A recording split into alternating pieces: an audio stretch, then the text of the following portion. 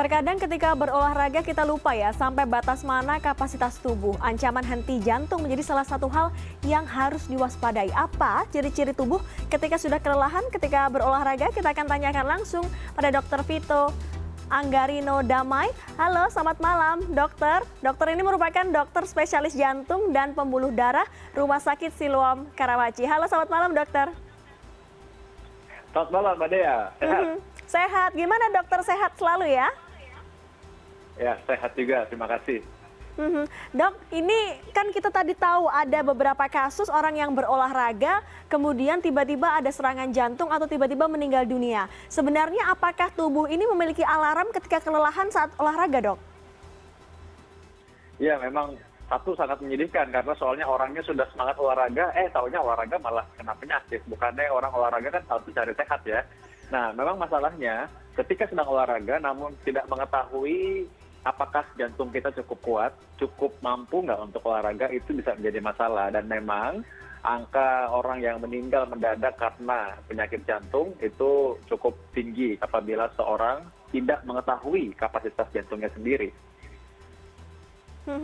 Ini kan banyak kasus ya dok, ketika di rumah tiba-tiba sehat, kemudian serangan jantung di pertengahan jalan misalnya sedang berlari atau sedang naik sepeda begitu. Sebenarnya ini apa dok ciri-cirinya kalau mungkin di dalam tubuh kita kalau kira-kira ini mau serangan jantung begitu, kira-kira ada nggak dok ciri-cirinya dok yang bisa kita rasakan?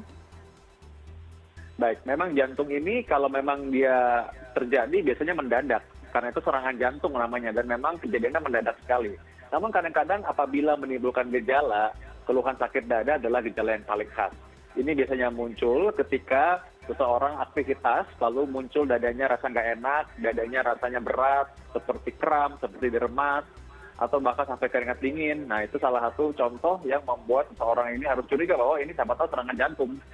Apabila berlangsung cukup lama, lebih dari 20 menit itu lebih curiga lagi bahwa ini memang serangan jantung. Nah, namun ada sebab yang lain, ada tanda-tanda yang lain yang mungkin orang tidak kenali. Satu, misalnya orang seperti mirip sakit mah. Atau orang tiba-tiba pingsan begitu aja tanpa ada sebab, tanpa ada trauma fisik atau benturan sama sekali. Itu juga harus hati-hati. Atau orang yang rasanya sesak napas mendadak tiba-tiba, nggak ada apa-apa tiba-tiba sesak napas. Maka ini mungkin juga masalahnya adalah penyakit jantung yang menyerang. Jadi misalnya saya merasa seperti mah atau lambung saya sakit, seperti terdesak begitu, itu bisa jadi tanda-tanda serangan jantung ya dok? Salah satu gejalanya, walaupun memang juga ada kemungkinan penyakit yang lain. Namun apabila seseorang merasakan seperti itu dan tidak terpengaruh karena makanan, dan tiba-tiba terjadi sampai keringat dingin, sampai sesak napas, maka harus curiga bahwa keluhan yang tadinya dipikir sakit mah itu jangan-jangan bukan sakit mah, tapi adalah serangan jantung. Nah, kalau misal ada tanda-tanda serangan jantung, bahkan ada teman kita yang kemudian terjatuh begitu ketika olahraga, apa yang harus dilakukan dok? Pertolongan pertama. Ketika pertolongan pertama terjadi, kita menolong dia. Pertama adalah cari pertolongan dulu. Jadi, yang pertolongan pertama adalah cari pertolongan lain, karena nggak mungkin tolong seorang itu sendiri. Jadi ketika kita menghubungi orang, kita boleh gunakan handphone kita, gunakan mode speaker, jadi sambil kita menolong, kita bisa hubungin orang lain yang terdekat, dan kita segera asumsinya akan bawa ini orang ke rumah sakit. Dan kalau memang kita bisa memungkinkan, kita lakukan CPR atau resusitasi jantung paru, RJP, pijat jantung dari luar. Karena apalagi sekarang di masa pandemi ini, karena itu semua orang kita harus benar-benar juga jaga supaya jangan sampai saling menularkan. Karena kita nggak tahu orang itu bagaimana, tapi kita bisa lakukan pijat jantung luar. Artinya dari luar harus dilatih ya dok, karena kadang-kadang kita berolahraga ini berkelompok, kemudian kalau ada teman kita misalnya yang terjatuh, kita suka kebingungan tuh dok. Ya, memang akhirnya cara menolongnya pun mungkin kurang tepat dan terlalu lama. Karena itu saya tadi tegaskan bahwa cara menolongnya pertama cari bantuan dan asumsikan kita akan bawa ke rumah sakit terdekat.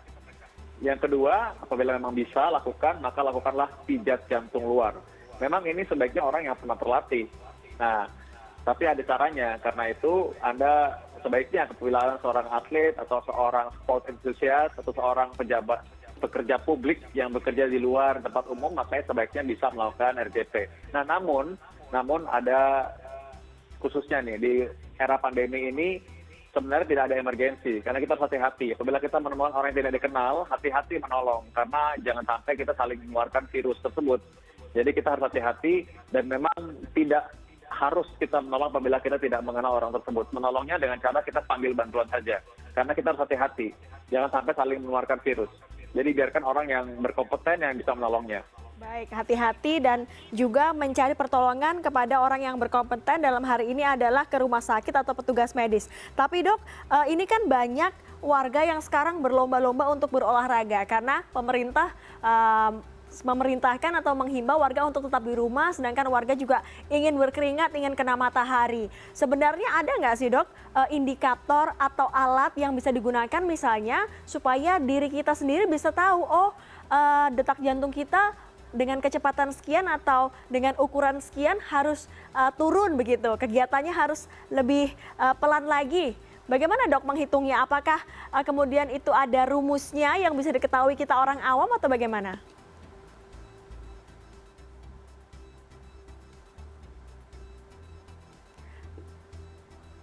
Halo dokter, apakah dokter Vito masih bergabung bersama kami?